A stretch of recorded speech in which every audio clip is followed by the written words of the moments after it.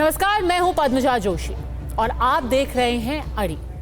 आज के दिन कोलकाता में एक महिला डॉक्टर के साथ हुए बलात्कार और हत्या को ठीक 14 दिन बीत चुके हैं। पिछले 2 हफ्तों से अपराध पर पश्चिम बंगाल सरकार की भूमिका और प्रतिक्रिया पर कई सवाल उठाए जा रहे हैं, लेकिन आज ममता सरकार पर अगर सबसे तीखी टिप्पणी आई तो वो थी हमारे देश के सुप्रीम कोर्ट से।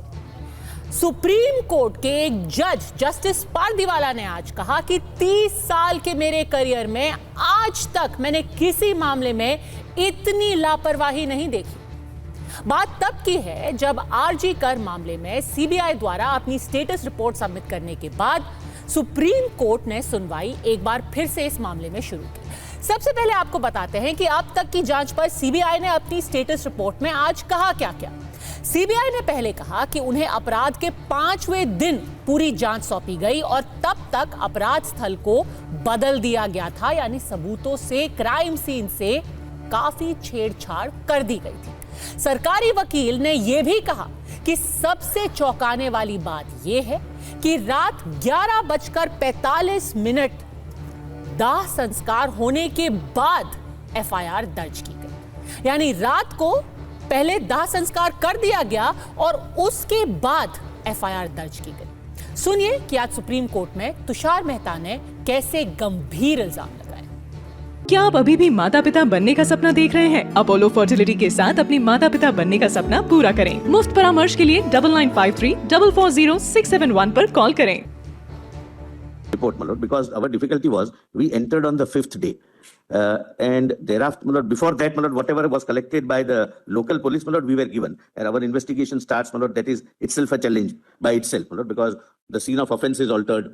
Everything is, my lord, even the... Everything is videographed. Nothing is altered. Everything is videographed. My lord, without knowing anything, Mr. Postmortem is videographed. Yes, rest is not Crime is videographed. not videographed because the crime is... The seizure memo is there, madam. Seizure memo is there. 9 o'clock, the crime is detected. Seizure memo is there, madam. Not Seizure the memo is most there. shocking fact. I am not making this, Mr. Well, Sibal, is that is also typical videographed. combative moves. Well, Lord, that's the right. most shocking fact. The FIR is registered after cremation at 11:45 night. The First, investigation... the parents are informed that she is not well by the deputy superintendent. When they reach, they say that she has committed a suicide. But Thereafter, that's they not say true. that That's not true. it appears to be a death. No. Fortunately, the young doctors, the colleagues of this deceased girl, victim, they insisted Who that said? we want videography, we want this. This is suggestive that even they were suspecting some cover-up. So they were also trying their best. Well, let's just... सोचिए, पूरा postmortem हो गया, अंतिम संस्कार कर दिया, उसके बाद एफआईआर लिखी गई। वो तो भला हो इस डॉक्टर के सहकर्मियों का जिन्होंने कहा नहीं, इस सब का वीडियो बनाइए क्योंकि सबूत को मिटाए जाने की कोशिश हो रही है, हमें इस बात का शक है। और अगर ये बात आपको चौंकाने वाली लग रही है तो ये सुनिए। इसी सुनवाई के बीच कोलकाता के रेसिडेंट डॉक्टर्स की जो एक वकील थी, उन्होंने क्या दावा किया? उन्होंने कहा कि आरजी कर अस्पताल में जिन जिन डॉक्टरों ने अपना मुंह खोला, जो प्रदर्शन पर बैठा, जो टीवी कैमरा के सामने आया, वो अब खुद को भयभीत महसूस कर रहे हैं, उन्हें डर लग रहा है, वो हाइडिंग में चले गए हैं, वो अपना चेहरा छुपा रहे हैं, वो अस्पताल छोड़ करके अपने घरों को चले गए हैं। क्यों?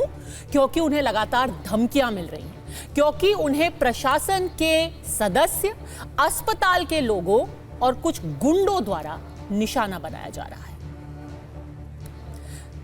जाहिर सी बात है कि यह सब अदालत को बिल्कुल ठीक नहीं लगा। जजों ने कपिल सिब्बल से बार बार सवाल किया और उनसे पूछा कि पोस्टमार्टम कब हुआ था और एफआईआर कब दर्ज की गई थी। यहां तक कि जब बंगाल सरकार के वकील ने राज्य पुलिस के आचरण का बचाव किया तो नाराज जस्टिस पारदीवाला ने कहा कि यह बेहद चौंकाने वाली बात है कि आपने पहले ही पोस्टमार्टम कर दिया और एफआईआर तक नहीं की। इसके अलावा उन्होंने जांच करने वाले असिस्टेंट सुपरिटेंडेंट के आचरण पर भी गंभीर सवाल उठाए। On 9th August 2024, GD entry number 576 and the FIR number 52 of 2024 was registered at 23:45 hours. Is this record correct? Well, may I therefore point out to your lordship, just take the timeline, we have referred everything So in it. according to your record, the UD was registered at what times? 1:45 p.m. 1:45 p.m. No, that's not true. They're 1:45 p.m. How do we reconcile the two records? Malaj, I'll show that to your lordship. Because we today have a report Malaj, but that I'm saying, Malaj. which indicates that this is the time. So therefore, it's very surprising. Post-mortem precedes registration of UD. No, Malaj, this is what I'm told, Malaj, and I can only Is respond. someone responsible there to assist? Yes, certainly, Malaj. If any officer is present, you may speak to him and tell us. Because if this is the fact, then it is something very dangerous. Bharatiya Janata party पहले से ही ममता बनर्जी सरकार के खिलाफ सड़कों पर उतर चुकी है। 5 दिन तक उन्होंने आंदोलन करने का ऐलान किया है। उन्होंने आज अदालत की टिप्पणियों को राज्य के दावों के लिए एक बड़ा झटका बताया। कहा कि तृणमूल कांग्रेस और उसकी सरकार की पोल खुल गई है, पर टीएमसी ने अपनी ओर से खासतौर पर अदालत की कार्रवाई पर तो प्रतिक्रिया नहीं दी। उन्होंने एक बार फिर से कहा कि ये सिर्फ पश्चिम बंगाल पर ही फोकस क्यों है। देखिए देश भर में क्या कुछ हो रहा है। अभिजीत बनर्जी ने कहा पिछले कुछ ही घंटों में महाराष्ट्र से लेके उत्तर प्रदेश से लेके उत्तराखंड में महिलाओं के खिलाफ अत्याचार हुए हैं, अपराध हुए हैं, उनकी बात क्यों नहीं की जा रही है। टीएमसी ने आज इस बात पर भी जोर दिया कि आखिरकार सीबीआई को भी मानना पड़ा कि महिला डॉक्टर के साथ गैंगरेप नहीं हुआ था और ये भ्रम सोशल मीडिया पर भारतीय जनता पार्टी के नेताओं ने बार-बार फैलाया। एडवोकेट कपिल सिब्बल, मेनका गुरुस्वामी, संजय बासु ये पश्चिम बंगाल के पक्ष से आज पैरवी करेंगे। वो पश्चिम बंगाल सरकार जिसके ऊपर माता पिता ने पीड़िता के आरोप लगाए कि वो केवल और केवल सबूत मिटाओ, सत्य को दबाओ, बलात्कारी बचाव कर रही थी। बेटी को न्याय दिलाने में उसकी कोई दिलचस्पी नहीं। সুপ্রিম কোর্ট পরিষ্কার বলেছেন চিকিৎসকদের কাজে যোগ দেওয়া উচিত। 1 2 এই ঘটনা আইনের পথে চলবে, এই ঘটনা নিয়ে যেন রাজনীতি করা না হয়। इसलिए आज अड़ी में सवाल हैं सीधे और बहुत ही सरल। आवाज उठाने वाले डॉक्टरों को धमकाने की कोशिश कौन कर रहा है? बंगाल पुलिस बदनाम है, इतनी बदनाम कि खुद सुप्रीम कोर्ट के जज भी हैरान हैं। वास्तव में ममता सरकार आखिर किसकी तरफ है? अगर पुलिस पहले सबूत छुपा रही है, दबा रही है, फिर लोगों को डरा रही है, तो पुलिस आखिर किसके पाले में है? और अपराध के बाद किसने तथ्यों को, सच्चाई को छुपाने की कोशिश की? चर्चा की शुरुआत करते हैं। हमारे साथ जुड़ गई हैं मीता चक्रवर्ती, प्रवक्ता हैं कांग्रेस की, दिनेश बजाज, पूर्व विधायक और प्रवक्ता हैं तृणमूल कांग्रेस के, संजीव श्रीवास्तव, वरिष्ठ पत्रकार हैं, करण वर्मा, वो ऑथर हैं, लॉकेट चैटर्जी, भारतीय जनता पार्टी की प्रवक्ता, थोड़ी ही देर में हमारे साथ जुड़ जाएंगी। सबसे पहले सवाल आपसे दिनेश बजाज जी, और सवाल नहीं है, मैं तो आपको बधाई देना चाहती हूं कि आज आपने कुछ ऐसा कर दिखाया जो किसी को उम्मीद भी नहीं होगी कि एक सुप्रीम कोर्ट के जज कह रहे हैं 30 साल के मेरे अनुभव में मैंने ऐसा केस नहीं देखा जैसा पश्चिम बंगाल की पुलिस और सरकार ने हमारे सामने रखा है। 30 साल के अनुभव में उन्होंने जो नहीं देखा, आपने उनको आज दिखा दिया। जी सबसे पहले नमस्कार। जो आप कह रही है 30 साल में जो जज साहब ने कहा कि उन्होंने ऐसा कुछ नहीं देखा जो आज देख रहे हैं। देखिए सुप्रीम कोर्ट ने स्वतः संज्ञान लिया इस मामले का और इस पे सुनवाई चल रही है, पूरी सीबीआई की जांच चल रही है, तो जांच को पूरी होने दीजिए। सुप्रीम कोर्ट का निर्देश हमारे ऊपर तो सबके ऊपर मान्य है और हमारे सरकार के ऊपर भी मान्य है, तो हमारा प्रशासन भी अलग नहीं है। और हमारे पुलिस कमिश्नर ने प्रेस कॉन्फ्रेंस करके ये कहा था कि यदि कहीं पे किसी भी हमारे डिपार्टमेंट में किसी की गलती हुई और जांच के दौरान पाई गई तो उसके ऊपर हमें जरूर से एक्शन लेंगे। तो कहाँ क्या गलती हो तो जांच के ऊपर आएगी, जांच को आ जाने दीजिए पूरा सामने। दिनेश जी, 5 तारीख को फिर सुनवाई है। जांच तो अब होगी, क्योंकि जांच पे तो अब पूरे देश की नजर है, सुप्रीम कोर्ट की नजर है, तो अब तो चाह के भी कुछ इधर का उधर नहीं हो सकता है। पर मैं एक बार फिर से याद दिला दूं कि सुप्रीम कोर्ट ने आज जो टिप्पणी की है उनको हल्के में नहीं लेना चाहिए। सोचिए कि ये ऐसे जज हैं जिनको 30 साल का अनुभव है, 30 साल का उनका करियर है, उन्होंने कैसे कैसे केस देखे होंगे, जघन्य अपराध पर उन्होंने सुनवाई की होगी, और इस सब के बावजूद वो ये कह रहे हैं कि आज जिस तरीके की लापरवाही, कोताही, जिस तरीके से इस पूरे मामले को ट्रीट किया है पश्चिम बंगाल की पुलिस ने, हमने तो 30 साल के अपने अनुभव में नहीं देखा है। एक बार फिर से याद आपको दिलाते हैं कि सुप्रीम कोर्ट ने आज क्या क्या टिप्पणी की है। उन्होंने सबसे पहले कहा कि बंगाल पुलिस जैसा रवैया मैंने 30 वर्षों के अपने करियर में नहीं देखा है। फिर उन्होंने पूछा कि भाई मौत 10:10 पर हुई है, मौत सुबह 10:10 बजे दर्ज की गई, अपराध स्थल 11:30 बजे क्यों सुरक्षित किया गया? 30 साल के करियर में नहीं देखा। आगे देखते हैं और क्या बोला सुप्रीम कोर्ट ने। सुबह 10:10 बजे मौत दर्ज की गई, 11:30 बजे तक जो क्राइम सीन था, अपराध स्थल, उसको सुरक्षित ही नहीं किया गया। यह बेहद परेशान करने वाली बात है। रात में हुआ पोस्टमार्टम और उसके बाद आपने एफआईआर दर्ज किया। पहले पोस्टमार्टम कर दिया, अंतिम संस्कार कर दिया, उसके बाद आप एफआईआर दर्ज कर रहे हैं। बहुत आश्चर्य की बात है, ये कहा जस्टिस पार्थिवाला ने, मैंने तो कभी नहीं देखा आज तक। कितनी आश्चर्य की बात है कि पहले आप पोस्टमार्टम करते हैं, फिर एफआईआर करते हैं। कैसी पुलिस है, कैसी जांच है, बताइए सर। दिनेश जी। जी देखिए, सारी बातें जो उन्होंने सवाल किए, हमारे वकील साहब कपिल सिब्बल जी ने वहां पे सारे आंसर्स उनको दिए हैं। नहीं दिए सर, और नहीं दे पाए, एफिडेविट के द्वारा दिए। बार बार घिर गए वो। चीफ जस्टिस ने भी पूछा, जस्टिस चंद्रचूड़ ने पूछा, आप पहले ये बताइए कि आपने जो डायरी एंट्री की है सुबह की या रात को की, उनको समझ में ही नहीं आ रहा था। और चीजें इतनी खराब हो गई कि आखिरकार जो जस्टिस थे उनको पूछना पड़ा कि आपके साथ कोई अधिकारी है भी जिसके ऊपर भरोसा किया जा सकता है। और जो आपके साथ अधिकारी आए हैं उनका खुद का बर्ताव बहुत ही संदेहास्पद है। ये अभी आपने दिखाया, मैंने भी देखा इस लाइव स्ट्रीमिंग में जो आपने दिखाया था माननीय सुप्रीम कोर्ट का। तो लेकिन इसका जवाब वहाँ हमारे वकील जो हैं वही देंगे, चाहे वो 5 तारीख को दे दे। पर उनके पास तो जवाब ही नहीं है, सुप्रीम वो कोर्ट लाजवाब हो चुके हैं। क्योंकि ऐसा आपकी पुलिस ने पूरा इन्वेस्टिगेशन किया है कि आपके जो वकील है उनके पास कोई जवाब ही नहीं था, बार बार उनसे पूछा गया। अब तो आप मानेंगे सर कि भारी भारी कमी है आपके इन्वेस्टिगेशन में, और ये अगर कमी है, इन्वेस्टिगेशन की कमी है जो जानबूझ के किया गया। अब तो यही सवाल उठेगा ना कि ये कमी नहीं है। 24 घंटे में हमने मुख्य आरोपी को गिरफ्तार किया कि नहीं किया, पहले ये बताइए संजय जी को। सर, मुख्य आरोपी को आपने गिरफ्तार कर लिया, पर अब जो बाकी की जांच है वो तो पूरी तहस नहस हो चुकी है ना। नहीं, यदि पद्मजा जी अगर किसी को कुछ छुपाना होता हमें, तो हम क्यों जो उसको करते, ऐसा आपको अरेस्ट करते 24 घंटे के अंदर? सर हो सकता है, मुझे बताइए। अब मैं तो इस बात पर टिप्पणी नहीं कर सकती हूं। मैं तो इस बात पर टिप्पणी नहीं कर सकती। चलिए लॉकेट चैटर्जी से पूछ लेते हैं। लॉकेट चैटर्जी से पूछ लेते हैं। सरकार का पुलिस का ये कहना है, लॉकेट चैटर्जी, आज तक उन्हें अरेस्ट क्यों नहीं किया गया? ठीक है, सरकार का ये कहना है लॉकेट चैटर्जी, जो सवाल पूछे जा रहे हैं हम जवाब दे देंगे। कपिल सिब्बल हैं वहां कोर्ट में, वो जवाब दे देंगे। और अगर हमें कुछ छुपाना ही होता तो हम सबसे पहले संजय रॉय को क्यों गिरफ्तार करते? हमने तो दूसरे ही दिन दबोच लिया ना उसको। देखिए, सुप्रीम कोर्ट ने तो पहले ही बोल दिया है कि पोस्टमार्टम के बाद ही मतलब एफआईआर हुआ है, दर्ज हुआ है। तो पोस्टमार्टम हो गया विदाउट एफआईआर। इतना जल्दी क्या था? इतना जल्दी डेड बॉडी को जलाने का क्या था? इतना जल्दी किसी एक को स्केपगोट बना के गिरफ्तार करने का क्या नौटंकी था?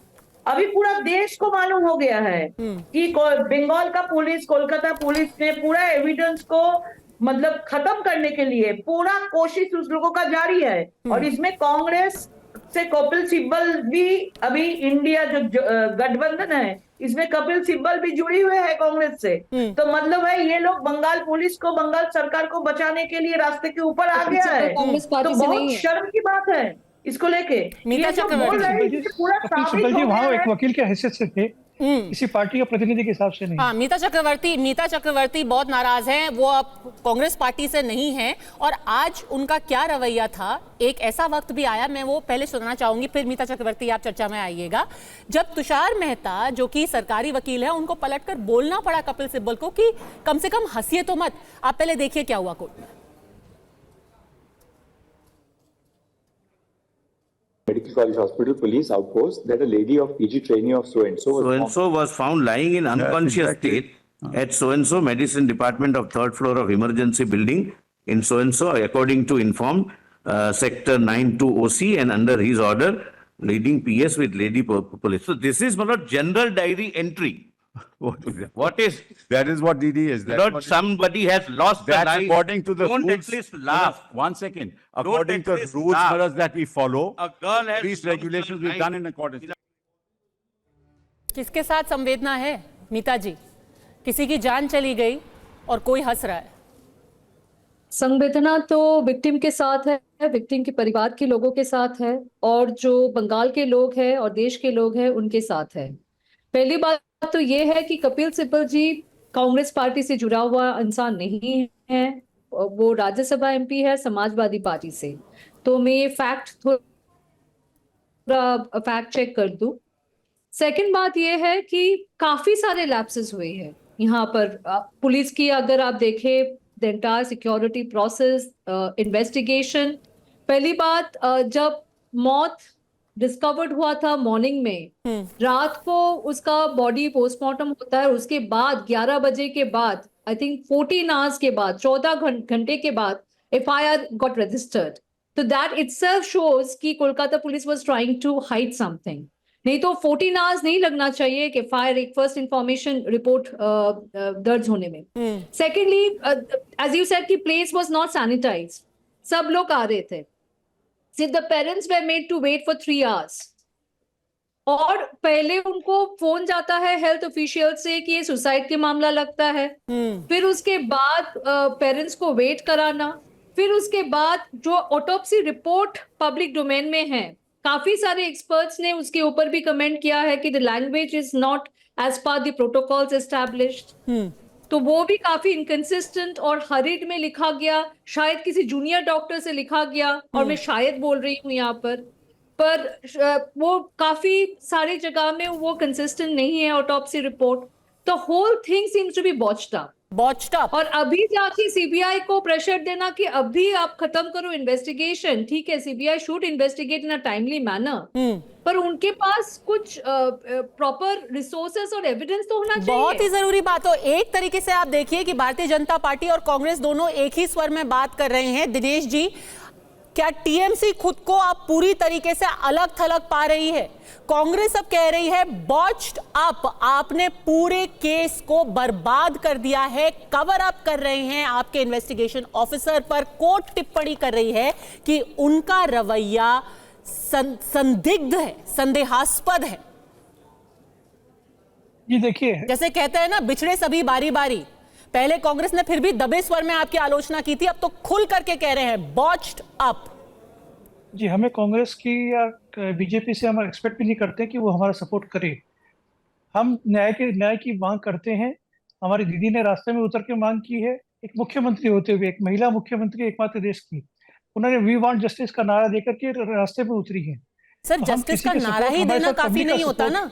एक हाथ पर आप पूरे जो सबूत मिटा रहे हैं, दूसरी तरफ से दूसरा हाथ उठा करके नारे दे रहे हैं। अब लोग समझ चुके हैं, कोर्ट भी समझ चुका है, जनता भी समझ चुकी है। माननीय सुप्रीम कोर्ट की जो गाइडलाइन आएगी, जो फैसला आएगा, उसे हम मानेंगे। सर, वो तो आप मानेंगे ही। जीरो टॉलरेंस, आपके पास और विकल्प क्या है? पर जीरो टॉलरेंस अगर होता तो सबूत मिटते नहीं ना। अगर किसने क्या किया, देखिए, सब चीज की जिम्मेवार तो आप मुख्यमंत्री या स्वास्थ्य मंत्री को नहीं बना सकते हैं। स्वास्थ्य मंत्री कौन है? करेंगे तो फिर स्वास्थ्य मंत्री कौन है? आप बिल्कुल सही कह रहे हैं, इसका जवाब स्वास्थ्य मंत्री ही दे सकती हैं। कौन है स्वास्थ्य मंत्री? दे सकती हैं, स्वास्थ्य मंत्री देंगे। कौन है स्वास्थ्य मंत्री? अभी मामला सब जुडिस मैटर चल रहा है, सुप्रीम कोर्ट उसकी सुनवाई चल रही है, पर स्वास्थ्य मंत्री ने तो ये जवाब दिया ही नहीं कि पोस्टमार्टम पहले करके एफआईआर बाद में कैसे हुआ। जी, हमारे वकील उसके लिए जवाब दे रहे हैं वहां पर, तो हम, पर वकील के पास तो जवाब ही नहीं है ना सर, यही तो सबसे बड़ी प्रॉब्लम है। वो सुप्रीम कोर्ट उसका संज्ञान लेगा ना। संज्ञान तो सुप्रीम कोर्ट ले चुका है सर। चलिए, आप ये बताइए संजीव श्रीवास्तव, इससे बड़ा चौंकाने वाली बात क्या हो सकती है कि आज इतने दिन बीतने के बाद, 14 दिन बीतने के बाद, पूरा देश, पूरी दुनिया, खुद सुप्रीम कोर्ट, सारी पॉलिटिकल पार्टीज इस केस पर नजर गड़ा के बैठी हुई हैं, और ऐसे माहौल में कुछ वकील आकर के कोर्ट में कहते हैं कि डॉक्टरों को बंगाल में डराया धमकाया जा रहा है। इतना फोकस होने के बावजूद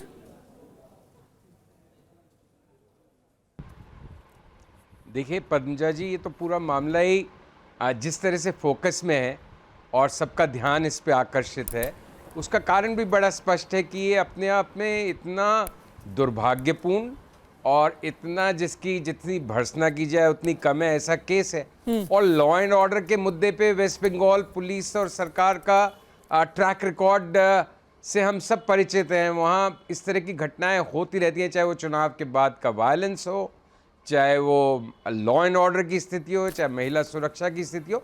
तो ये एक वीक विकेट है ममता बनर्जी का बहुत ज़बरदस्त, जिस पे एक बार फिर इस केस की वजह से बहुत ज़्यादा ध्यान केंद्रित हुआ है। लेकिन बस एक जो बात मैं ज़रूर कहना चाहूँगा इसके साथ साथ जुड़ी हुई, कि जो टीएमसी के आप अपने उसमें बता रही थी प्रस्तावना में या इंट्रो में, कि जो दूसरे अन्य मामले हैं देश में, अब आज ही मध्य प्रदेश में एक किसी मुस्लिम नेता कांग्रेसी बैकग्राउंड के का बड़ा ज़बरदस्त घर, मैंने तो ट्विटर पे देखा था अभी 1-1.5 घंटे पहले, इतना आलीशान मकान तोड़ा गया है, कौन से प्रोटेस्ट रैली में वो भी आरोपी थे। तो ये सब जो केसेस हैं, मोहित खान का अयोध्या में तोड़ा गया है, एक किस्म की सरकार, तो समाजवादी पार्टी के जो नेता हैं। ये सारे केसेस, मतलब इस हमारा जो यहाँ पे इस अटेंशन है वेस्ट बंगाल के इस केस पे, कलकत्ता के, ये बिल्कुल सही है, लेकिन जो बाकी केसेस पे अटेंशन नहीं है वो बिल्कुल गलत है। नहीं, बिल्कुल होना चाहिए सर, मैं आपकी बात से बिल्कुल सहमत हूं। बदलापुर में क्या हुआ, बदलापुर में प्रदर्शनकारियों के ऊपर लाठियां क्यों चलाई गई, उसका भी स्वतः संज्ञान खुद बॉम्बे हाई कोर्ट ने लिया है। उन्होंने सवाल पूछा कि क्या पॉक्सो का केस हुआ, क्या 184 के अंदर उनका बयान लिया गया, वो सब मामलों पर भी फोकस किया जाना चाहिए। इस वक्त की बड़ी खबर आ रही है करण वर्मा, मुख्यमंत्री ममता बनर्जी ने अब क्या किया है, उन्होंने प्रधानमंत्री मोदी को चिट्ठी लिख दी है और कहा है कि महिला अपराध के खिलाफ सख्त कानून बनाया जाए, रेप केस की सुनवाई फास्ट ट्रैक कोर्ट में की जाए और 15 दिन के अंदर ही ट्रायल पूरा हो जाए। देश में रेप के मामले लगातार बढ़ रहे हैं और ये होना भी चाहिए करण वर्मा, पर जो खुद सरकार की जिम्मेदारी है, कानून तो कितने ही आ जाएंगे, कानून तो हजारों बन जाएंगे, पर अगर राज्य की पुलिस अपनी इन्वेस्टिगेशन ही ठीक तरीके से नहीं करेगी तो कानून का क्या फायदा। पद्मजा जी, इस चिट्ठी को देख के मुझे बस यही चीज याद आ रही है कि 100 चूहे खा के बिल्ली हज को चली। ममता बनर्जी की सरकार ने जो बेशर्मी दिखाई है इधर बीते दिनों में, जिस तरह से हम जब बात करते थे, जो लोग आराम से कई बार बोल देते हैं ना, फांसीवाद आ रहा है और लोकतंत्र खतरे में है, ये होता है फांसीवाद जो आज हम देख रहे हैं बंगाल, जहां पुलिस एक तरह से काम करती है संरक्षण देने का। संदीप घोष जो प्रिंसिपल है, मैंने अभी अभी खबर पढ़ी, उसको अब ओएसडी बना दिया गया है। पहले उसको प्रमोट करके एक दूसरे कॉलेज में प्रिंसिपल बनाया गया, अब उसको ओएसडी बना दिया गया स्वास्थ्य विभाग के अंदर। क्या जानता है ऐसा संदीप घोष जो बार बार उसका संरक्षण कर रही है ममता सरकार। पहले सबूत मिटाए गए, सत्य को दबाया गया, प्रताड़ित किया गया, 7000 लोगों का एक मॉब खुला छोड़ दिया, फिर कहा ये राम और वाम लोगों ने मिलकर ये काम किया है। उसके बाद 21 वकील लगाए जाते हैं, उनको पैसे दिए जाते हैं तगड़े कि वो सरकार की रक्षा करें, ना कि पीड़िता के साथ खड़े हों, सरकार की रक्षा करें, और वो हंसते हैं। मतलब संवेदनहीनता की एक बेशर्मी की हद पार कर दी है इस सरकार ने। और राहुल गांधी कहते हैं ये एक डिस्ट्रैक्शन है। जब उनसे आरजी का रेप केस की बात करी जाती है, कहते हैं मैं बड़े मुद्दों पे फोकस करना चाहता हूं, ये एक डिस्ट्रैक्शन है। कम से कम अधीर रंजन चौधरी एक कांग्रेसी है जिसने कम से कम रीढ़ की हड्डी दिखाई, वहां पर खड़े होकर प्रोटेस्ट में शामिल हुए, वो उनको इन लोगों ने साइडलाइन कर दिया, मल्लिकार्जुन खड़गे और कांग्रेस ने। ये हैं वो लोग जो बात करते हैं लड़की हूं लड़ सकती हूं, ये हैं वो लोग जो महिला सुरक्षा की बात करते हैं। आज इनका शर्म से सर नीचे झुक जाना चाहिए। हाई कोर्ट से लेकर सुप्रीम कोर्ट ने सबने कहा हमने ऐसा कुछ आज तक कभी देखा ही नहीं है। इतने आपने चीजें जो गिनाई, और ममता बनर्जी का ये हौसला बुलंद होता गया पद्मजा जी। 2021 में हम लोगों ने पोस्ट पोल वायलेंस में देखा जहां rape and sexual suppression use किया गया, GIA की रिपोर्ट में था ये, NHRC ने ये बात बोली। इन्होंने जब एक रेप हुआ तो इन्होंने कहा था क्या ये एक लव अफेयर था जो गलत चला गया। विक्टिम शेमिंग से लेके पोस्ट पोल वायलेंस से लेके पंचायत पोल्स में डेथ्स तक ममता बनर्जी का घड़ा पापों का बढ़ता ही चला गया। नहीं, करण वर्मा सिर्फ अधीर रंजन चौधरी ही नहीं, कई ऐसे प्रवक्ता भी हैं, जैसे कि अभी मीता चक्रवर्ती ने टीवी पे आकर के बोला, पर जो शीर्ष नेतृत्व है वो ममता बनर्जी का नाम भी नहीं लेंगे, क्योंकि पता नहीं है कि कब अगली रैली हो जाए रामलीला मैदान में, जहां हाथ में हाथ डाल करके मोदी सरकार को फांसीवादी बुलाना पड़ जाए। पर एक बार फिर से याद दिलाती हूं और आपसे पूछूंगी मैं दिनेश बजाज जी कि ममता बनर्जी आज कह रही हैं कि सख्त कानून बनाया जाए। डॉक्टर आज उन्होंने सुप्रीम कोर्ट में क्या बोला, मैं फिर से अपने दर्शकों से पूछना चाहती हूं कि लॉ एंड ऑर्डर, कानून व्यवस्था के बारे में ये क्या कहता है। अगर इतना फोकस किसी केस के ऊपर होने के बावजूद भी कुछ लोगों में इतनी हिम्मत है, उनको इतना संरक्षण है शायद राज्य का, सरकार का, कि वो जाकर के प्रदर्शनकारियों को, डॉक्टरों को जाकर के धमका रहे हैं। आज क्या बोला इन डॉक्टरों के वकील, उन्होंने, गीता लूथरा ने आज आकर के सुप्रीम कोर्ट के सामने बोला कि हम सील्ड कवर में आपको उन डॉक्टरों के नाम देंगे जो इतने डरे हुए हैं कि वो अपने घर भाग गए हैं। उन्होंने कहा कि प्रशासन के लोग डॉक्टरों को डरा रहे हैं। चीफ जस्टिस चंद्रचूड़ ने बोला कि आप हमें बताइए कौन है लोग जो कि धमका रहे हैं, तो गीता लूथरा ने बोला अस्पताल के लोग और गुंडों ने डॉक्टरों को निशाना बनाया है। दिनेश बजाज जी, इस पे तो कम से कम चुप्पी तोड़िए। हर चीज का जवाब ये नहीं कह सकते हम कोर्ट को जवाब देंगे, कोर्ट को जवाब देंगे। अब तो जिसको कहते हैं ना, आप बिल्कुल दमन पे उतर आए हैं कि मुंह खोलोगे तो तुम्हें हम चुप करा देंगे, कोर्ट सुनवाई करता रहे। ये ऐसी कोई घटना हमारे संज्ञान में तो ऐसी आई नहीं है। अरे सर, आज कोर्ट, सुप्रीम कोर्ट में बोला गया, आपके संज्ञान में कैसे नहीं बोला आई गया, है? लेकिन क्या प्रमाण है उसका? क्या प्रमाण है? डॉक्टरों ने सील्ड कवर में, वो झूठ बोल रहे हैं डॉक्टर। देखिए, एक सेकंड मुझे बोलने दीजिए। आपकी बात मैंने सुनी है।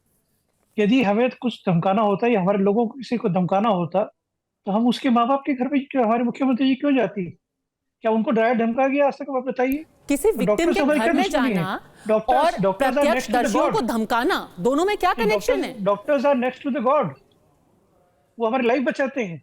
वो तो हम जानते हैं सर, वो तो हम सब जानते हैं। क्यों जाएंगे?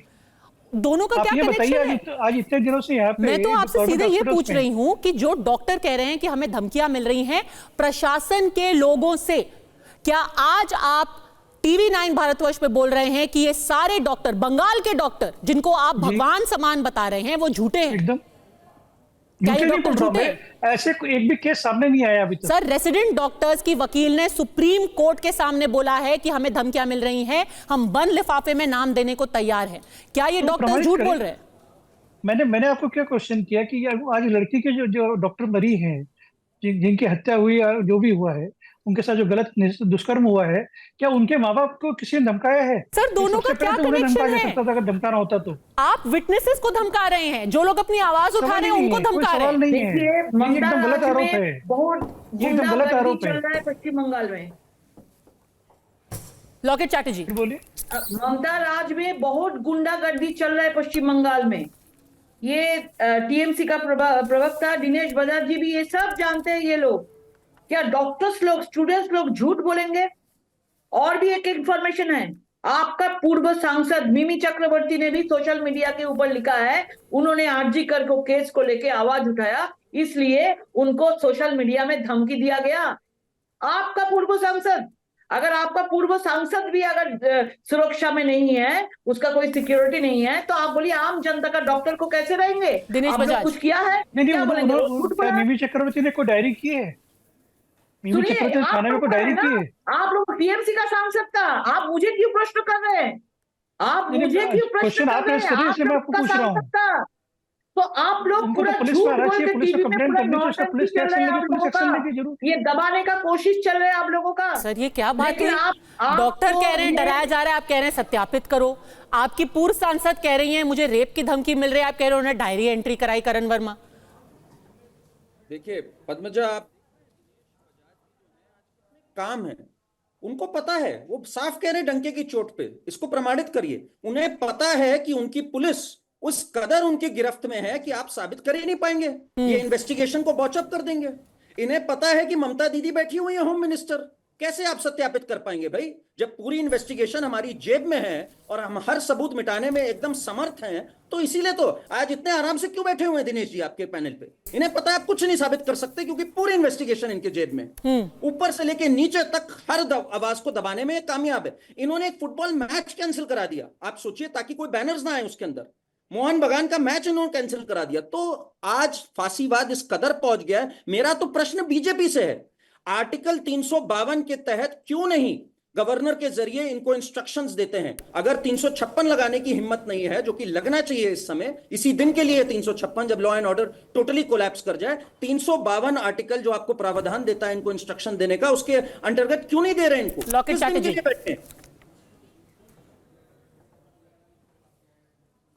लॉकेट चैटर्जी, देखिए, ये जो 356 का बात कर रहे हैं, ये तो केंद्रीय सरकार का है, लेकिन पश्चिम बंगाल का एक बेटी होके पूरा देश, पूरा पश्चिम बंगाल चाह रहे कि जस्टिस। ममता बनर्जी आज मोदी जी को चिट्ठी लिख रहे हैं। होम मिनिस्टर कौन है? ममता बनर्जी है। और लॉ एंड ऑर्डर किसके हाथ पे है? ममता बनर्जी के हाथ पे है। वो अभी चिट्ठी लिख के बोल रहे थे, इतना दिनों से जितना घटना घटी है ममता बनर्जी का हाथ में था, लेकिन किसी का विचार मिला? आप पाकचीट बोलिए, आप कामदुनी बोलिए, काकदीप बोलिए, किसी का विचार नहीं मिला। अभी नौटंकी करने के लिए अभी मोदी को चिट्ठी लिखे हैं। मीता चक्रवर्ती, एक तरीके से, और मैं बहुत ही कॉमन सेंस का सवाल आपसे पूछना चाहती हूँ कि अगर सवाल पुलिस के रवैये पे उठ रहे हैं तो कहना कि मैं प्रधानमंत्री को चिट्ठी लिख रही हूँ, ये तो एक टोपी ट्रांसफर करना हुआ ना। आप चिट्ठी लिखिए, आप चिट्ठी लिखिए, आप कानून बनाइए, आप 1000 कानून बनाइए, निर्भया कानून भी बना, पर आपकी पुलिस जो जांच को पूरा तहस नहस कर रही है उसकी जिम्मेदारी कौन लेगा? क्या मुख्यमंत्री लेंगी, नहीं लेंगी? बिल्कुल लेना चाहिए। और देखिए ये बात तो it has to be proven in a court of law. तो यहाँ पर CBI also has a very important role to play. CBI को भी अपना इन्वेस्टिगेशन पूरी करना चाहिए और सारे जो तथ्य है, सारी जो सच है वो कोर्ट के सामने लाना चाहिए। क्योंकि क्या हो रहा है कि हम लोग जो जस्टिस मांग रहे हैं, हम लोग we want justice for the deceased, और हम लोग चाहते हैं कि ऐसे घटना फिर से ना घटे। वर्क प्लेस एक सेफ प्लेस होना चाहिए, पब्लिक प्लेस में सेफ्टी होना चाहिए। ये बोलना कि नाइट की शिफ्ट में आप फीमेल वर्कफोर्स को डिप्लॉय मत कीजिए, ये तो सोल्यूशन नहीं है। मेडिकल फ्रेटर्निटी में 60% of staff happen to be female.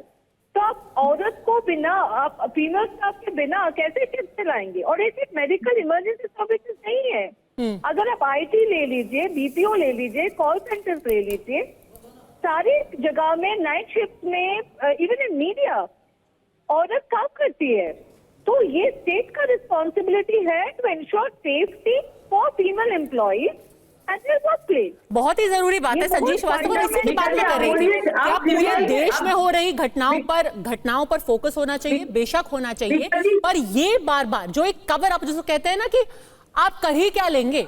Court में सुनवाई चल रही है, चल रही होगी, पुलिस पे टिप्पणी हो रही है, होते रहने दीजिए, हम तो वही करेंगे जो हमारा मन है।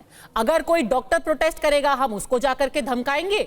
उल्टा हम एक और मैं डॉक्यूमेंट दिखाना चाहती हूं जहां पर खुद आप विश्वास नहीं करेंगे, जो हलफनामा कलकत्ता पुलिस ने सुप्रीम कोर्ट के अंदर दिया, उसमें उन्होंने क्या लिखा?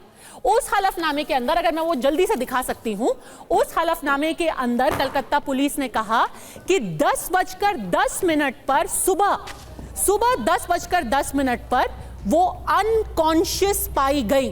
She was found unconscious. अगर वो हम जल्दी से हलफनामा दिखा सकते हैं, आपको याद होगा कि पोस्टमार्टम में साफ हो गया था कि 3 से 4 बजे के बीच में, सुबह 3 से 4 बजे के बीच में पीड़िता की मौत हो चुकी थी।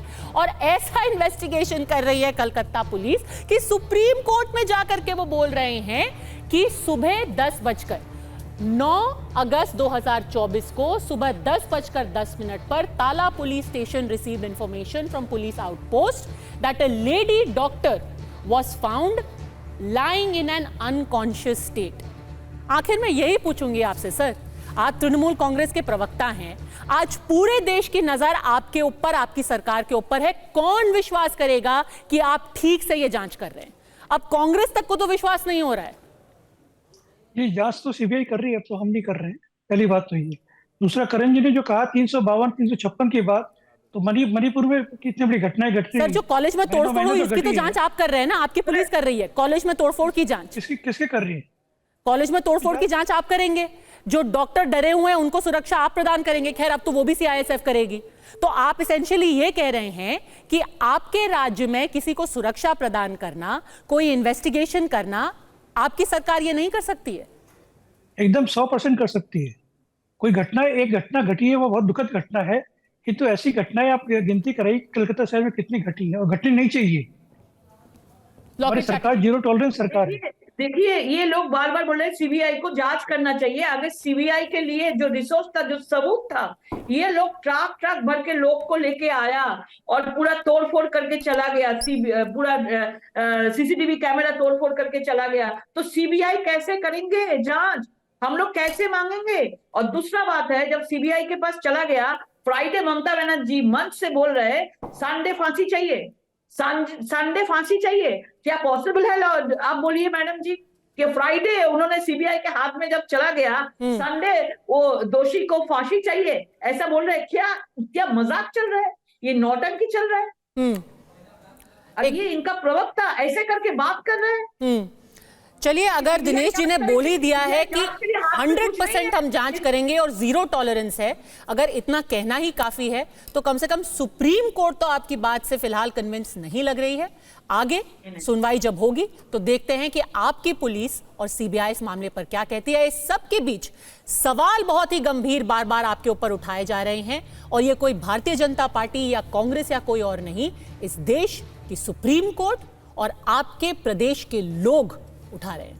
चर्चा में जुड़ने के लिए आपका बहुत बहुत धन्यवाद। बढ़ते हैं आगे और बात करते हैं सियासत की। आज राहुल गांधी मल्लिकार्जुन खड़गे के साथ श्रीनगर पहुंचे और कार्यकर्ताओं को उन्होंने वहां पर संबोधित किया। राहुल ने श्रीनगर से कुछ बड़ी बड़ी बातें कही और सबसे प्रमुख था, उन्होंने कहा कि जम्मू कश्मीर से उनका बहुत गहरा रिश्ता है। वो कश्मीर के लोगों को पसंद ही नहीं करते, वो उनसे मोहब्बत करते हैं, और यही वो मोहब्बत है जिसने भारतीय जनता पार्टी और मोदी जी को हरा दिया।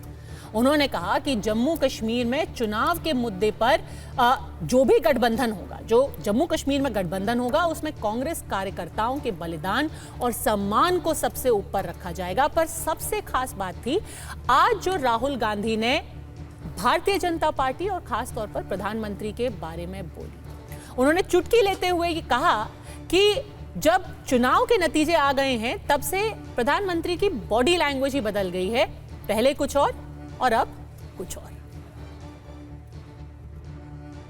चुनाव में नरेंद्र मोदी जी की कॉन्फिडेंस को इंडिया गठबंधन ने खत्म कर दिया।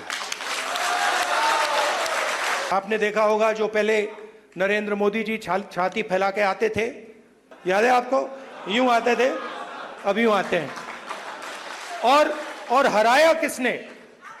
नहीं, राहुल गांधी ने नहीं, नहीं, राहुल गांधी ने नहीं, कांग्रेस पार्टी की विचारधारा ने, इंडिया गठबंधन की विचारधारा ने, मोहब्बत ने। कांग्रेस पार्टी की विचारधारा के लिए आप रोज लड़ते हो और जान देने के लिए आप तैयार रहते हो। तो मैंने कर्रा साहब को कहा है, खारगे जी ने भी कहा है कि गठबंधन होगा, मगर कांग्रेस पार्टी के कार्यकर्ता की इज्जत, रिस्पेक्ट मेंटेन करके होगा। चुनाव में नरेंद्र मोदी जी की कॉन्फिडेंस को इंडिया गठबंधन ने खत्म कर दिया। आपने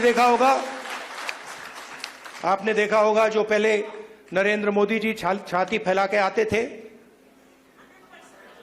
याद है आपको? यूं आते थे, अब यूं आते हैं। बस फिर क्या था, बीजेपी और कांग्रेस में आर पार शुरू हो गई। बीजेपी ने कहा कि राहुल ऊंची उड़ान तो भर रहे हैं अभी, लेकिन उन्हें यह याद रखना चाहिए कि मोदी सरकार द्वारा किए गए सुधारों की वजह ही आज राहुल गांधी श्रीनगर में लाल चौक पे घूम सकते हैं और रात में निकल करके आइसक्रीम खा सकते हैं। राहुल गांधी लाल चौक पे जाके रात में खाना खाया, किसका देन है, किसके कारण वो इतने रात में जा सके? नरेंद्र मोदी सरकार 10 साल से जो काम किया है, इसके कारण से आज लाल चौक में जाते हैं, सिस्टर के साथ मिलके जो फड़िया में घूमते हैं। जो बीजेपी के खिलाफ लड़ेगी, जो बीजेपी को रुका सकती है, उसमें ईगो की कोई बात नहीं। इसमें हम सबको मिलके अपने, अगर कोई डिफरेंस भी होगी वो छोड़ के इसमें लड़ने की। 40 to 45 सीट्स हमारा है इसमें, तो अब देख लेते हैं कितना हमारे साथ किटी में और आता है कुछ कि नहीं। ये एक एक्सपायर्ड गठबंधन है, एक्सपायर्ड इंजेक्शन की तरह। लगाओ तो भी असर नहीं करेगा, ना लगाओ तो भी असर नहीं करेगा। एक्सपायर्ड इंजेक्शन है, लेकिन राहुल गांधी जी को स्पष्ट करना कि पहले भी वो आतंकवादियों को महामंडित करते रहे। तो आज मैं पूछ रही हूं कुछ सीधे सवाल, वो ये है कि कश्मीर तो केवल एक संकेत है। क्या राहुल गांधी के बयान से एक नया आत्मविश्वास झलक रहा है? क्या अब उन्हें पूरा भरोसा है कि बीजेपी पूरी तरीके से बैकफुट पर आ गई है? और क्या सरकार के हालिया पुनर्विचार केवल इस विश्वास को और पुष्ट कर रहे हैं। शहजाद पूनावाला, राष्ट्रीय प्रवक्ता भारतीय जनता पार्टी के, हमारे साथ जुड़ गए हैं। मीता चक्रवर्ती हमारे साथ बनी हुई हैं। संजीव श्रीवास्तव, वरिष्ठ पत्रकार, और करण वर्मा, लेखक। कल राहुल गांधी ने जाकर के आइसक्रीम क्या खा ली शहजाद पूनावाला, भारतीय जनता पार्टी को मिर्ची लग गई। देखिए, ऐसा है कि जब राहुल गांधी के पिता और उनके परिवार की सरकार हुआ करती थी तो वहाँ पर बर्फ के गोले के साथ नहीं, हथगोले के साथ आतंकी खेला करते थे। लाल किले से लाल चौक तक तिरंगा नहीं लहराता था, लाल किले पर तो तिरंगा था, लाल चौक पर तो आईएसआईएस के झंडे लहराते थे। पीपीपी मतलब पत्थरबाजी, पाकिस्तान परस्ती, और किस प्रकार से पाकिस्तान परस्ती के साथ साथ परिवारवाद की राजनीति चलती थी। आज रिकॉर्ड वोटिंग हुई है वहाँ पर, आज डेवलपमेंट की धारा बह रही है, आज वहाँ पर टेरर हॉटस्पॉट समाप्त होकर टूरिज्म हॉटस्पॉट शुरू हुआ है। परंतु मैं पूछा था तो देखिए, कुछ लोगों की लैंग्वेज 3 चुनाव आने के बाद भी चेंज नहीं हुए, 99 पर अटके हुए हैं। इनके पूरे गठबंधन को हमारे से कम सीटें मिली है, परंतु छाती की बात करते हैं तो चलिए छाती चौड़ी करके 3 चीजों पर जवाब दे दीजिए। मीता चक्रवर्ती जी है तो जवाब देंगी। अरे 370 जब तक लागू था तो बाबा साहब आंबेडकर जी का संविधान जम्मू कश्मीर पर लागू ही नहीं होता था। आज संविधान बचाओ करने वाली बातें जो करते हैं राहुल गांधी, आज संविधान लागू हो रहा है। पहली बार वाल्मीकि समाज को जम्मू कश्मीर में 370 के हटने के बाद अधिकार मिले हैं, तो आप इसके खिलाफ है। साथ में राहुल गांधी के जो मित्र है, फैमिली अलायंस है, पारिवारिक दलों का अलायंस पीडीए, तो वो कहते हैं कि हम 370 को रिस्टोर करेंगे। आप बता दीजिए कि आप इसके साथ है, आप इसके खिलाफ है। आप वाल्मीकि समाज को अधिकार मिले, इसके साथ है, इसके खिलाफ है। और तीसरी और आखिरी बात मैं कहना चाहता हूं कि ये छाती चौड़ी करके कब कोलकाता जाएंगे जैसे हाथरस गए थे, एक बार वो भी बता दीजिए, क्योंकि पूरा प्रीवियस डिबेट इसी पर थी। पर शहजाद पूनावाला, सिर्फ कश्मीर पर ही मैं पूरा ये डिबेट केंद्रित नहीं करना चाहती। मैं जो बड़ी राजनीति है, क्योंकि कुछ तो बदलाव आया है, जिसको कहते हैं ना कि कुछ एक माहौल ही बदल चुका है। अब राहुल गांधी पार्लियामेंट में आते हैं तो ऐसे बैठते हैं, वो कश्मीर जाते हैं तो वो ऐसे बैठते हैं, और वो खुद सुनिए उन्होंने आज क्या बोला। उन्होंने कहा कि गठबंधन होगा, हमारी शर्तों पर होगा, हमारे वर्कर्स के सम्मान को सर्वोपरि रखा जाएगा। हमेशा कांग्रेस, जिसको कहते हैं जूनियर पार्टनर, रहती थी, भले से वो महाराष्ट्र में हो, पश्चिम बंगाल में हो या उत्तर प्रदेश में हो। अब वो कह रहे हैं अपनी शर्तों पर लड़ेंगे, हम हैं ड्राइवर सीट में। कुछ तो बदला है ना। अंग्रेजी में इसको कहते हैं ब्रवाडो, हिंदी में इसको कहते हैं कि बिना सिर पैर की बातें करना, और अगर अपनी शर्तों पर है तो मैं आज एक स्पेसिफिक टेस्ट कर देना चाहता हूं। आप बता दीजिए, कांग्रेस ने कहा है कि सुप्रीम कोर्ट पे जो 370 का फैसला है, चलिए हमने स्वीकार लिया इसको। अब एनसी ने 3 दिन पहले अपना मैनिफेस्टो निकाला है और कहा है कि वी विल रिस्टोर आर्टिकल 370। अब मैं चाहता हूं मीता जी, छाती जो है राहुल गांधी की बड़ी है, चौड़ी है, तो बता दीजिए कि हम अपनी शर्तों पर, मतलब कि 370 पर कॉम्प्रोमाइज नहीं करेंगे। मीता चक्रवर्ती, मीता चक्रवर्ती, ये बस ब्रवाडो है, गीदड़ भपकी जिसको कहते हैं। देखिए, आज जो ये राहुल गांधी जी बात कर रहे थे, वहां पर कांग्रेस के सारे कलीग्स थे और एक प्रिपरेटरी डिस्कशंस भी हो रहा था, काफी सारे इंटरनल मीटिंग्स भी हुए, बाहर भी गए, कैंपेन किक ऑफ किया गया। देखिए, मेन जो पॉइंट्स थे, एक 400 पार के नारे देते हुए BJP has come down to 240। ये तो फैक्ट है, डेटा है। हमने तो कभी नहीं बोला था कि 400 पार 400 पार 400 पार का नारा तो बीजेपी का था प्री इलेक्शन, और इट्स अ फैक्ट कि बीजेपी का सिंपल मेजोरिटी भी नहीं मिला। पर फिर भी कंग्रेचुलेशन, 3 बार अभी मोदी जी ने सरकार फिर से बनाया है, तो congratulation very to you. But fact है कि वो जो बबल था, वो जो प्राइड था, वो जो एरोगेंस था, वो तो बिल्कुल हर्ट हुआ है। ये तो सच्चाई है। ये सच्चाई से आप लोग भाग सकते हो, भागो, पर लोगों को दिख रहा है, जैसे आपको दिख रहा है ऐसे सारे लोगों को भी दिख रहा है, बीजेपी सपोर्टर्स को भी दिख रहा है, हमें भी दिख रहा है। 400 पार की जगह 240 की मार हो रही है। शहजाद पूनावाला, देखिए, नंबर 2, मैं प्लीज आप मुझे, चलिए अपनी बात पूरी कर लीजिए। मैं किसी को इंटरप्ट नहीं, बोलिए, मैं किसी को इंटरप्ट नहीं करती, मैं बहुत आराम से अपनी बात बोल रही हूँ। नहीं, हम भी किसी को इंटरप्ट नहीं कर रहे, नाम बोला इसलिए बोल रहा हूँ। बोलिए मीता जी। हाँ, तो और दूसरी बात, आपने कहा कि कलकत्ता क्यों नहीं आ रहे। मैं कलकत्ता में हूँ, कल मैं लाल बाजार घिराव में थी और पुलिस लॉकअप में थी, क्योंकि एजिटेशन कर रही थी, seeking justice for the victim, for the RG Kar victim. तो हम लोग सिर्फ कन्वीनियंस के पॉलिटिक्स नहीं करते। चलिए, इंडिया अलायंस में पोस्ट पोल टीएमसी आ गए, इसीलिए टीएमसी के हर चीज के हम लोग विरोधिता नहीं करेंगे, ऐसे राजनीति हम बिल्कुल नहीं करते। जहां पर आरजी करके फ्रॉम डे 1 कांग्रेस पार्टी में खुद पहुंची थी उस साइट में, आरजी कौर में, ठीक है, ठीक है, अभी आरजीकर पे हम चर्चा कर चुके हैं। ये 240 की मार है, 240 की मार है शहजाद पूना। देखिए पूछा गया इसलिए मैं इसका जवाब देखिए इनको जवाब देने दीजिए। 240 की मार है ये शहजाद पूना वाला। जब ऐसा है आंकड़े कम हुए तो कॉन्फिडेंस भी कम हो गया। देखिए, हम तो राम जी को फॉलो करते हैं तो हम जीत में विनम्र है और कुछ रावण के अहंकार से ग्रसित है, इसलिए तीसरी बार हारने के बाद भी ये अहंकारी है। पर मैं इन अहंकारियों से पूछना चाहता हूँ, राहुल गांधी ने संविधान बचाओ कहा था ना, मीता जी स्पेसिफिक सवाल है, इधर उधर नहीं भागना है। संविधान बचाओ वाले क्या 370 रिस्टोर करने की बात कर रहे हैं क्या? नेहरू जी ने कहा था साबुन है घिसते घिसते घिस जाएगा, फारूक अब्दुल्ला बोल रहे हैं कि हम लागू करेंगे। इस पर स्पेसिफिक स्टैंड बताइए। पहली बात, दलित दलित दलित करते, ओबीसी एससी एसटी करते हैं, दलितों को पहली बार अधिकार 370 हटने के बाद मिला है, आप इसके पक्ष में खिलाफ है, इस पर स्पेसिफिकली बताइए। और आपके साथी एनसी कहते हैं कि पाकिस्तान के साथ बातचीत होनी चाहिए, कहते हैं कि सिक्योरिटी फोर्सेस आतंकियों के साथ मिले हुए हैं और कहते हैं कि किस प्रकार से ये स्पेशल स्टेटस इन 3 परिवारों को मिलना चाहिए। आप बता दीजिए कि आप इसके पक्ष में, आप खिलाफ में, बता दीजिए। पर शहजाद, जिस तरीके से आप बार बार 370 पर कांग्रेस को कॉर्नर कर रहे हैं, बहुत लोग तो ये कहेंगे कि आप खुद कॉर्नर हो गए। भले से ही वो वक्फ की मुद्दा हो, भले से ही वो बात हो आपके लैटरल एंट्री पे। लैटरल एंट्री पे पहले आपने विज्ञापन दिया, उसके कुछ दिन बाद ही आपने उसको वापस कर लिया, 2 दिन बाद। मैं जवाब, तो ये तो कुछ तो दिखाता है ना, एक नर्वसनेस तो दर्शाता है ये। मैं जवाब देता हूं, हम कोई नर्वस नहीं है। हमने तो देखिए, राम जी जब तीर चलाते थे तो तीर को एक पीछे लेते थे तो वो पीछे हटना नहीं होता है, निशाने पर तीर पहुंचे इसलिए राम जी तीर को पीछे लेते थे। पर मैं इनसे पूछना चाहता हूं, 370 पर कांग्रेस और एनसी का स्टैंड क्या है? एक स्टैंड, बाकी सब सवाल छोड़ दीजिए, बाकी आउट ऑफ सिलेबस होगा आपके लिए। आप बता दो 370 रिस्टोर हो या ना हो, क्या चाहती है कांग्रेस पार्टी? डंके की चोट पर बताइए। कांग्रेस पार्टी से बोल चुके हैं, कांग्रेस पार्टी ने क्लियर कर चुके हैं। तो एनसी के साथ गठबंधन कैसे कर रहे हैं? उनका 3 दिन पहले का बयान है, मैनिफेस्टो है। Congress party has made it stand very clear. आज हम हमारी स्टैंड में हैं। और जहां तक गठबंधन की सवाल है, आज राहुल गांधी जी ने वो भी क्लियर कर दिया कि गठबंधन हमारी टर्म्स में होगा। हमारी जो पार्टी मेंबर्स है उनके रिस्पेक्ट तो एनसी इज रॉन्ग इंश्योर्ड होता है तो उसके ऊपर होगा। एनसी का मैनिफेस्टो है, रॉन्ग और राइट का कुछ चीज नहीं है, मैनिफेस्टो में है उनके। अगर हम लोग अगर हमारी सारे पॉलिटिकल व्यूज सेम हो जाता तो हम लोग 370 पे उनका मैनिफेस्टो है मैम। हम लोग अलग पार्टीज है, हम लोग अलग पार्टीज नहीं, एक ही है आप लोग। वैसे एक ही वायरस के अलग वेरिएंट्स हैं, पर मैं आपसे पूछ रहा हूँ कि 370 पर क्या स्टैंड? अलायंस के बात नहीं करते। हमारी कांग्रेस पार्टी को 370 के ऊपर जो व्यू है वो बिल्कुल क्लियर है।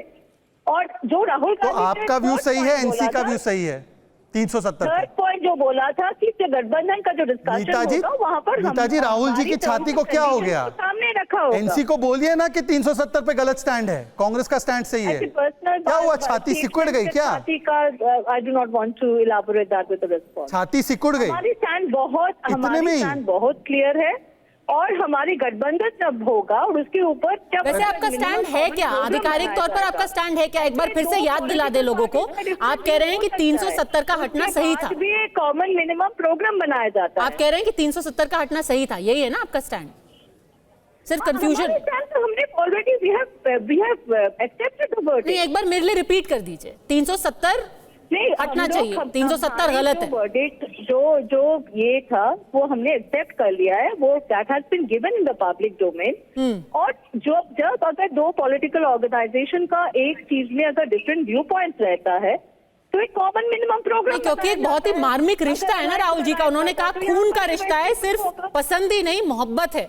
तो उसी मोहब्बत से जो लोग सुन रहे हैं आपको इस वक्त, वो जानना चाहेंगे 370 के पुरजोर विरोधी है कांग्रेस पार्टी, हाँ या ना? नहीं, 370 का जो वर्डिक्ट दिया गया था, ठीक, तो वो हमने मान लिया था। We have accepted it, that is the official stand. ठीक है, चलिए, आपने जो तीर है वो आपने डाइवर्ट कर दिया शहजाद पूनावाला कांग्रेस की तरफ। 370 पे उन्होंने स्टैंड ले लिया। पर संजीव श्रीवास्तव, शहजाद पूनावाला कह रहे हैं कि जब आप एम लेते हैं तो जैसे आप खींच करके धनुष को खड़े हो जाते हैं, ये लैटरल एंट्री का उन्होंने कोई पुनर्विचार नहीं किया है, सिर्फ धनुष को ताना है। अभी तीर चलेगा, एकदम निशाने पे लगेगा। मैंने तीर किस लिए खींचा जा रहा है ये नहीं बताया। तो बताइए ना, निशाना क्या है इस तीर का, ये भी बता दीजिए। निशाना राष्ट्र निशाना है, लैटरल एंट्री निशाना है, राष्ट्रहित निशाना है। राष्ट्रहित है। पर मैं आपसे पूछना चाहता हूं कि देखिए, यहाँ पर 370 पर 2 स्टैंड तो नहीं हो सकते।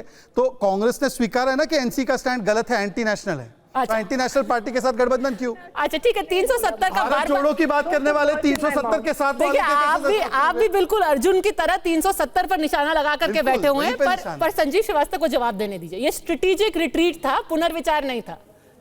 संजीव श्रीवास्तव, देखिए, पहले तो मैं ये जो अलायंस की बात पे बार बार ये बात हो रही है कि एनसी में तो 370 को वो तो हटाना चाहेंगे, कांग्रेस नहीं हटाना चाहेगी, तो ये तो हमारी पॉलिटिक्स में आम बात है। कई चीज़ें ऐसी होती हैं कि यू एग्री टू डिसएग्री और फिर भी अलायंसेज होते हैं। अब बीजेपी खुद मुस्लिम रिजर्वेशन के खिलाफ थी ना, टीडीपी को पसंद है तो कैसे अलायंस चल रहा है? टूट जाना चाहिए था अलायंस। ऐसा नहीं होता। आप प्रैग्मेटिक पॉलिटिक्स करते हो इस देश में। ये नहीं कि किसी दिन डिबेट पे किसी बात पे अपन एक दूसरी पार्टी पे हमला करके और उसको एम्बैरेस कर सकते हैं, लेकिन वही तीर वापस आप पे चल सकते हैं। और ये इसमें कोई गलत बात नहीं है, हर पार्टी का अपना स्टैंड है, उसके बावजूद उनमें अलायंसेज होते हैं, गठजोड़ होते हैं, और वो एक भारतीय राजनीति की जो भी है चलता है, यहाँ पे ऐसा होता रहता है और हुआ है कई बार। उद्धव ठाकरे आ गए, इतने हिंदू खास सबसे ज्यादा मैक्सिमम हिंदू पार्टी शिवसेना, वो उद्धव ठाकरे कांग्रेस और एनसीपी के साथ मिल गई, बीजेपी को छोड़ दिया, और उसको भी लोगों ने तो आजकल कट्टर वक्फ समर्थक है, उन्होंने कहा कि मैं वक्फ को उंगली नहीं लगाने दूंगा किसी को। पर अंदर खाने की खबर बताइए, अंदर खाने की एक खबर बताइए संजीव जी, ये जो राहुल गांधी जी का कॉन्फिडेंस है, उसका राज क्या है? आजकल वो जहां देखते हैं वो है असली 56 इंच, पार्लियामेंट में दिखते हैं एकदम चौड़े होकर के जाते हैं। मैं ये नहीं कहूंगा कि राहुल गांधी असली 56 इंच है या नहीं, लेकिन जो कोई भी हम पॉलिटिक्स देख रहे हैं पिछले 30-40 साल से, एक सितारा किसी का असेंडेंट में होता है, किसी का डिक्लाइन में होता है। अभी दिख रहा है स्पष्ट किसका सितारा डिक्लाइन में है, किसका असेंडेंट पे है, डिस्पाइट द रिजल्ट्स। और वो कई एक के बाद एक चीजें साबित कर रही हैं, और ये लाइफ की साइकिल है। कल को वापस जिसका आज असेंडेंट पे डिक्लाइन पे आ सकता है। ये नहीं है कि जो आज है वो परमानेंटली ऐसा ही रहेगा कि राहुल गांधी का ही सितारा चढ़ता रहेगा और प्रधानमंत्री और बीजेपी का और नीचे जाएगा। आज की तारीख में जा रहा है, आज की तारीख में उनका मोजो कम हुआ है, इसमें कोई कंफ्यूजन नहीं है किसी को, और वो डिसीजंस बता रहे हैं। लेकिन हो सकता है 3 महीने बाद वो सिचुएशन किसी भी सर्कमस्टेंसेस की वजह से चेंज हो जाए, then we will take a different stand. देखिए, एक बात है, मतलब sorry to say, but consistency is for idiots. आप समय के अनुसार परिस्थितियों का विश्लेषण करते हैं, हमेशा एक ही बात पे डट रहे हैं, वो तो बहुत ही अजीब बात है। फिर तो आप अपना व्यू पॉइंट लोगों पे थोप रहे हैं। ठीक है, जल्दी से जवाब दीजिए शहजाद पूनावाला। उस हिसाब से स्थिति का एनालिसिस कर रहे हैं। ये काल चक्र है और अभी बात ही नहीं कही मैंने जिसका जवाब देने की आवश्यकता है। नहीं, मैं सवाल पूछ रही हूँ कि ये काल चक्र है, इसमें क्या जवाब? अभी राहुल गांधी का सितारा बुलंद हो रहा है। मैं सिर्फ ये कह रहा हूँ, ये बहस का विषय हो ही नहीं सकता। नहीं, हम तो बहस कर सकते हैं ना कि उनके कॉन्फिडेंस का राज क्या है। देखिए, ऐसा है कि कांग्रेस पार्टी को 14 राज्यों में 0 सीट मिले। कांग्रेस पार्टी 3 चुनाव हारी, 3 चुनाव लेबर जब हारी तो उन्होंने अपने नेतृत्व को बदला, परंतु आज तक राहुल गांधी के नेतृत्व को बदलने की क्षमता नहीं है। अगर 14 राज्यों में 0 होने के बाद वोट शेयर उनका जिस प्रकार से है, अगर उनको लगता है कि वो जीते हैं, ये कॉन्फिडेंस उनको मुबारक हो। पर मैं तो कह रहा हूं कि जो बातें इन्होंने की थी चुनाव के दौरान, अब दूसरी एक बात की थी, चलिए संविधान बचाओ पर, भारत जोड़ो, ये दोनों उनके थीम थे। भारत जोड़ो पर भी नहीं बोल रहे, संविधान बचाओ पर भी नहीं बोल रहे। मैं तो सिर्फ इतना पूछ रहा हूं कि राहुल गांधी जो है, उन्होंने कहा कि कश्मीर के साथ मेरा तो पारिवारिक खून का रिश्ता है ना, तो एक बार 1980 से 90 में जो हुआ कश्मीरी हिंदुओं का नरसंहार, उसको इस्लामिक जिहाद बोल दीजिए मीता जी। हिंदू टेरर तो आपने बार बार बोला है, आपके नेताओं ने बोला है। एक बार बोलिए कि जो हुआ 1980 to 90 में कश्मीर में, केंद्र में आपकी और फारूक अब्दुल्ला की सरकार राज्य में थी एक समय पर, तो बोलिए वो इस्लामिक जिहाद था, रलीफ सलीफ गलीफ के नारे लगते थे, बोल दीजिए एक बार। बांटिए कश्मीरी पंडितों के दर्द को। मीता जी, हाँ जी, आपसे सवाल। देखिए, पहली बात तो ये है कि कश्मीरी हिंदू की जो सवाल है, अभी तक तो बीजेपी गवर्नमेंट उनको रिहेबिलिटेट करने के लिए मानिए तो इस्लामिक जिहाद था, मानिए तो, है ना। तो पहली बात मानिए तो पहले क्या था?